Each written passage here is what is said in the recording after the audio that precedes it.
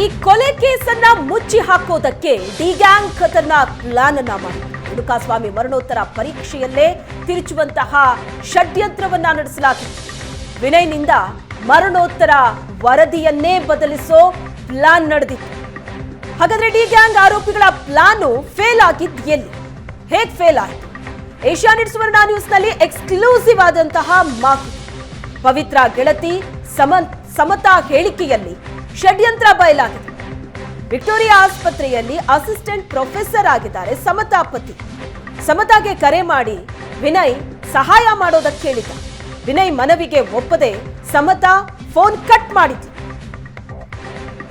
ಪವಿತ್ರ ಆಪ್ತೆ ಸಮತಾ ಹೇಳಿಕೆಯಲ್ಲಿ ಹಾಗಾದ್ರೆ ಏನಿದೆ ಗೊತ್ತಾ?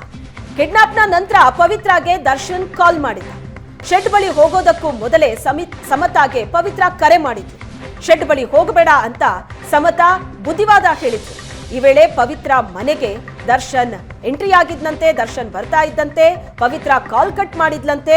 ಶೆಡ್ಗೆ ಹೋಗಿ ಬಂದ ನಂತರ ಮತ್ತೆ ಪವಿತ್ರ ಸಮತಾಗೆ ಕರೆ ಮಾಡಿರ್ತಾಳೆ.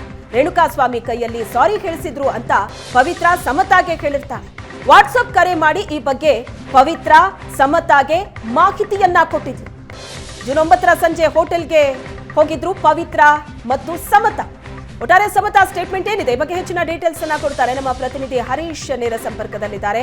ಹರೀಶ್, ಪವಿತ್ರ ಆಪ್ತೆ ಸಮತಾ ಜೈಲಿನಲ್ಲಿದ್ದಂತ ಸಂದರ್ಭದಲ್ಲೂ ಕೂಡ ಪವಿತ್ರ ಭೇಟಿಯಾಗೋದಕ್ಕೆ ಸಮತಾ ಬಂದಿದ್ರು. ಆಕೆ ಸ್ಟೇಟ್ಮೆಂಟ್ ಏನಿದೆ ಈ ಪ್ರಕರಣದಲ್ಲಿ ಒಟ್ಟಾರೆ ಹೇಳಬೇಕು ಅಂತ?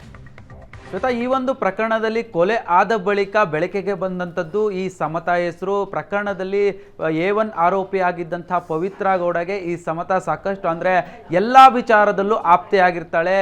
ಏನು RR ನಗರದಲ್ಲಿರುವಂಥ ಪವಿತ್ರ ಗೌಡ ನಡೆಸ್ತಾ ಇದ್ದಂಥ ರೆಡ್ ಕಾರ್ಪೆಟ್ ಎಂಬುವಂಥ ಒಂದು ಬೋಟಿಕ್ ಏನಿದೆ, ಆ ಬೋಟಿಕ್ಗೆ ಬಂದಂಥ ಸಮತಾ ಆವಾಗಿಂದ ಪರಿಚಯ ಆಗಿರುತ್ತೆ. ಇಬ್ಬರ ನಡುವೆ ಸ್ನೇಹ ಬೆಳೆದಿರುತ್ತೆ. ಇಬ್ಬರ ಸಾಕಷ್ಟು ಆಪ್ತತೆಯನ್ನು ಹೊಂದಿರ್ತಾರೆ.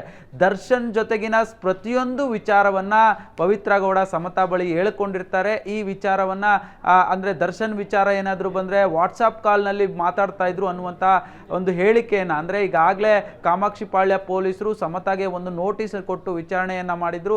ಆ ವಿಚಾರಣೆ ಈ ಎಲ್ಲ ವಿಚಾರಗಳು ಬಯಲಿಗೆ ಬಂದಿರುವಂಥದ್ದು. ಇಲ್ಲಿ ಪ್ರಮುಖವಾಗಿ ಈ ಒಂದು ಸಮತಾ ಈ ಕೊಲೆಯಾದ ದಿನ ರೇಣುಕಾಸ್ವಾಮಿ ಒಂದು ಕಿಡ್ನಾಪ್ ಮಾಡಿ ಕರೆತಂದ ಬಳಿಕ ಶೆಡ್ಗೆ ಹೋಗೋದಕ್ಕೂ ಮುಂಚೆ ಕೂಡ ಪವಿತ್ರ ಸಮತಾಗೆ ಕಾಲ್ ಮಾಡಿರ್ತಾರೆ. ಜೊತೆಗೆ ಶೆಡ್ಗೆ ಬಂದ ಬಳಿಕವೂ ಕೂಡ ಸಮತಾಗೆ ಕಾಲ್ ಮಾಡಿದ್ರು ಅನ್ನುವಂಥ ವಿಚಾರಗಳು ಆಕೆ ಕೊಟ್ಟಂಥ ಹೇಳಿಕೆಯಲ್ಲಿ ಬಯಲಾಗಿರುವಂಥದ್ದು. ಇಲ್ಲಿ ಪ್ರಮುಖವಾಗಿ ಆರೋಪಿ ವಿನಯ್ ಏನಿದ್ದ, ಈತ ಸಮತಾಗೆ ಈ ಒಂದು ಏನು ಸಮತಾ ಪತಿ ಏನಿದ್ದಾರೆ ಅವರು ವಿಕ್ಟೋರಿಯಾ ಆಸ್ಪತ್ರೆಯಲ್ಲಿ ಅಸಿಸ್ಟೆಂಟ್ ಪ್ರೊಫೆಸರ್ ಆಗಿದ್ರು.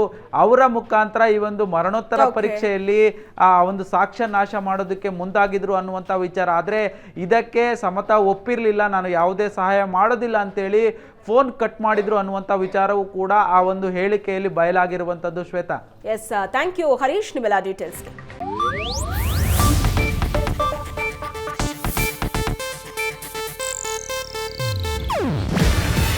ಇದು ಏಷ್ಯಾನೆಟ್ ನ್ಯೂಸ್ ನೆಟ್ವರ್ಕ್ ಪ್ರಸ್ತುತಿ. ನೀವು ನೋಡ್ತಿದ್ದೀರಾ ಏಷ್ಯಾನೆಟ್ ಸುವರ್ಣ ನ್ಯೂಸ್.